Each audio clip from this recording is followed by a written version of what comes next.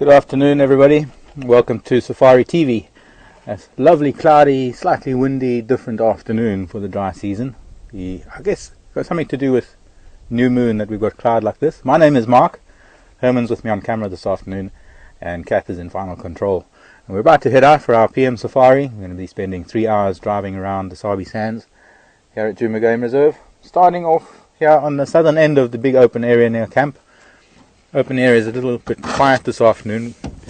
There were a couple of hornbills hanging around, and we're going to see what else we can find as we head up towards Zoe's Road. Still not sure. Maybe I'm thinking of going up towards Buffels or Cutline. As yet undecided. Largely depends on whether there are any tracks on the roads. Time being, start off fresh with no tracks, no animals. Can only get better. Johnny. Do you remember, final control at safari.tv is our email address.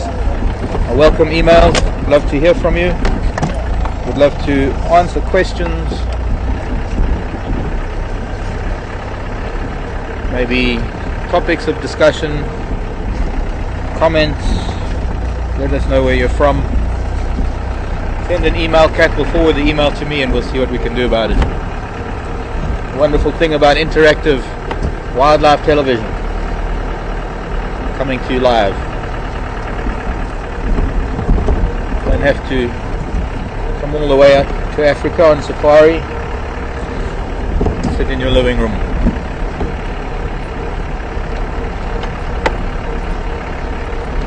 Send an email. Answer you direct.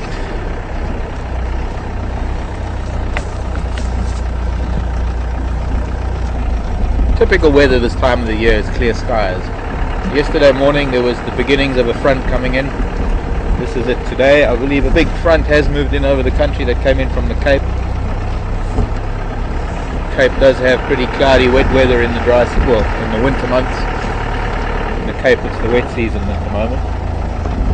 Similar to California weather.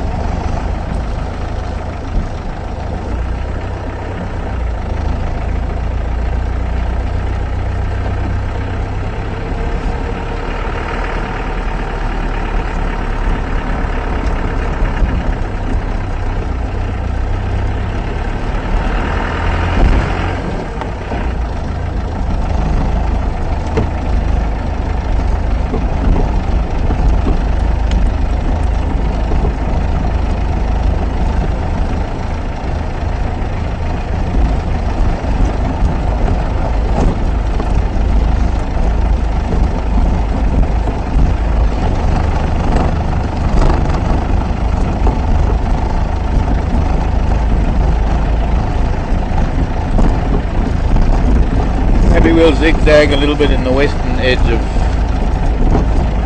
our traversing area this afternoon. See what we can find.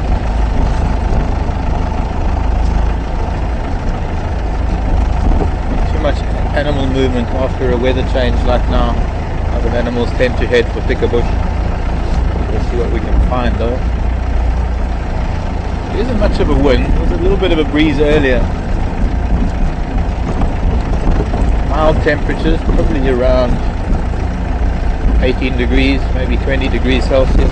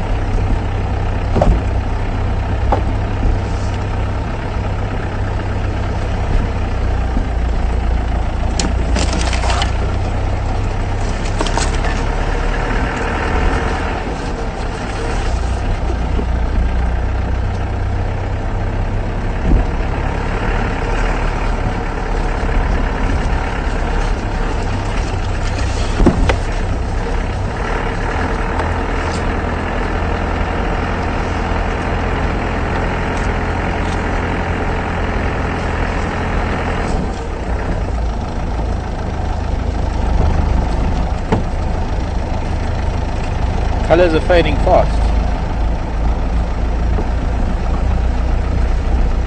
Patches of green give a hint of moisture still around in the soil, but of course there are some trees that are tapped into the water table, and some of them that only grow if their roots are standing in water. We're sort of on the edge of a slope here, the higher ground off to our left, sloping down to our right. There's very heavy sandy soils on our left, mean that a lot of the subsurface movement of water starts coming closer to the surface as it gets lower down into the lower lying areas, what we call a seep line. It accounts for some of these patches of green grasses that still exist. And beneath the sandy layer is a very dense clay layer of soil, so it does collect water and the water doesn't really seep in very far. You'll notice when we're on the tops of rises, the grasses and the bush tends to be a lot drier and browner than it is down in the lower lying areas, where that moisture is starting to seep closer to the surface, feeding grasses, still maintaining a little bit of foliage on the trees, more so than there is on the higher ground. We'll see now. I think I'll do Aubrey's Road, do a couple of loops around here, and we'll see. Aubrey's Road should be pretty dry at the moment, normally one of the driest areas.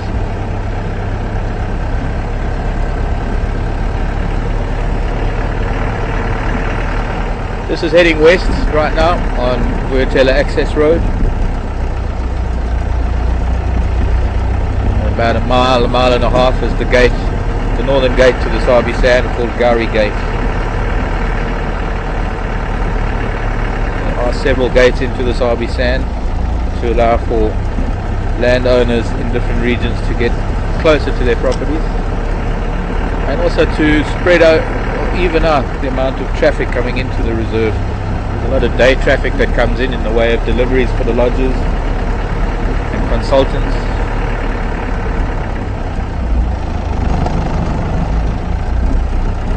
And the daily in and out of guests coming to the lodges, either through transfer services, shuttle buses, or some people who hire a car themselves. Country's roads are pretty good. A few places around some of the mining areas where the heavy trucks have caused potholes, but generally I think South African roads are pretty good. A lot of people do come to this country and hire their own cars to drive. You can't really drive yourself around an area like the Sabi Sand, but one can drive yourself around a place like the Kruger National Park.